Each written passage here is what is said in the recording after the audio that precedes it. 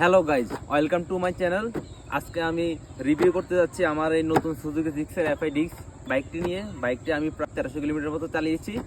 So এই 1300 kilometre আমার যে বাইক রাইডিং যে এক্সপিরিয়েন্সটি সেটি আজকে আমি আপনাদের সাথে শেয়ার করব।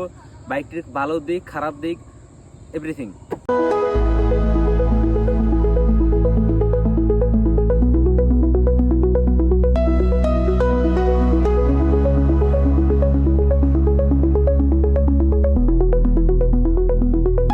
প্রথমে আমি বাইকটির কিছু খারাপ দিক নিয়েই বলি। প্রথমত হচ্ছে যেটা আমার কাছে সবথেকে বেশি খারাপ দিক মনে হয়েছে সেটা হচ্ছে যে বাইকটির ক্লাচ এবং কি থ্রটল দুইটাই অনেক হার্ড।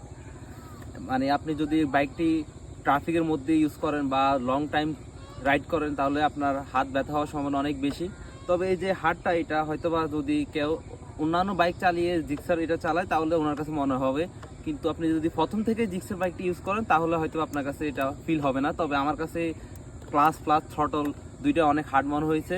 আমি আমার এখানে প্রথম সার্ভিসটা দিয়ে দিয়েছি, কিন্তু তারপরেও অনেক হার্ড এখনও। তো জানি না কতদিন পর্যন্ত এমন হার্ড থাকবে, হয়তোবা সামনের দিকে এই সমস্যার সমাধান হতে পারে। আমার কাছে দ্বিতীয় যে খারাপ দিকটি মনে হয়েছে সেটা হচ্ছে বাইকটি ফিলিয়ন সিট। ফিলিয়ন সিটটি এমন যে যদি আপনি ফিলিয়ন বসিয়ে বাইকটি রাইড করেন, ফিলিয়ন ব্রেক করা লাগবে না, ব্রেক ছাড়াই অটোমেটিক আপনার গায়ে উঠে পড়বে। আর যদি কোনোভাবে যদি হঠাৎ ইমার্জেন্সি ব্রেক করেন তাহলে বুঝতে পারছেন ফিলিয়ন পুরো আপনার। আমার কাছে বাইকটির তৃতীয় যে খারাপ দিকটি মনে হয়েছে সেটা হচ্ছে যে বাইকটিতে প্রচুর পরিমাণে ধুলাবালি আটকায় প্লাস স্ক্র্যাচ পড়ে। আমি বাইকটি কেনার পর 2-3 দিন পর থেকে আমি লক্ষ্য করলাম যে এখানে অনেক পরিমাণ স্ক্র্যাচ পড়তেছে প্লাস ধুলাবালি পড়তেছে, মানে যেটা আপনার মনক্ষুণ্ণতা হওয়ার অনেক বড় একটি কারণ। নতুন বাইক কিনবেন, কেনার পরে যখন দেখলেন যে আপনার বাইকে স্ক্র্যাচ পড়তেছে, ধুলাবালি আটকাইতেছে, এটা অনেক আপনার কাছে অনেক মনক্ষুণ্ণ হতে পারে। তো আমার কাছে এমনও মনে হয়েছে যে মানে বাইকটি শুধু তৈরি করছে শুধু মানে স্ক্র্যাচ পড়ার জন্য আর হচ্ছে ধুলাবালি আটকানোর জন্য। তো এটা আমার কাছে অনেক মেজর একটা সমস্যা মনে হয়। এবার বাইকটির কিছু ভালো দিক নিয়ে বলি। প্রথমত আমার কাছে যে ভালো দিকটা মনে হয়েছে সেটা হচ্ছে বাইকের লুকস। বাইকটির লুকস বলতে গেলে এক কথা অসাধারণ। যে কোনো বয়সের সাথে বাইকটি যাবে, আপনি যে কোনো প্রফেশনের হন না কেন বাইকটা আপনার সাথে পারফেক্ট ম্যাচ করবে এবং কি বাইকটির লুকস অসাধারণ। দ্বিতীয় যে ভালো দিকটি বলবো বাইকটি সেটা হচ্ছে যে বাইকটির মাইলেজ। এফআই ইঞ্জিন হওয়ার কারণে বাইকটিতে প্রায় আমি গ্রামের রাস্তায় 40 কিলোমিটার এবং কি হাইওয়েতে আমি প্রায় 50 কিলোমিটার মতো মাইলেজ পাচ্ছি। সো আমার কাছে এটা অনেক ভালোই মনে হচ্ছে মাইলেজ হিসাব করতে গেলে। বাইকটির তৃতীয় একটি ভালো দিক হচ্ছে যে বাইকটির টায়ারের মধ্যে আপনার বাইকটিতে সামনের চাকায় প্রায় 100 সেকশনের টায়ার এবং আপনার পিছনে ইউজ করা হয়েছে 140 সেকশনের টায়ার। সো এই ক্ষেত্রে আপনার হবে কি, আপনি যখন বাইকটি ব্রেক করবেন, ব্রেকিং বা কর্নারিং করবেন তখন একটি কমফোর্ট ফিল করবেন, বাইকটিতে কমফোর্টলি আপনি বাইকটি রাইড করতে পারবেন।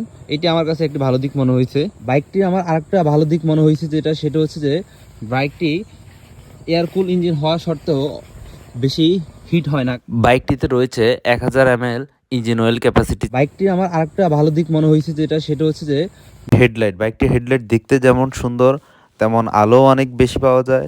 আপনি গ্রামের রাস্তা বা সিটিতে বলেন যদি রাইড করেন আশা করি আপনার ফগ লাইটের প্রয়োজন পড়বে না, হাইওয়ের ক্ষেত্রেও পড়বে না যদি টুকটাক আপনি রাইড করেন। বাট যদি আপনি রেগুলার রাইড করেন হাইওয়েতে বা শীতের সময় হয়তো বা ফগ লাইট লাগতে পারে।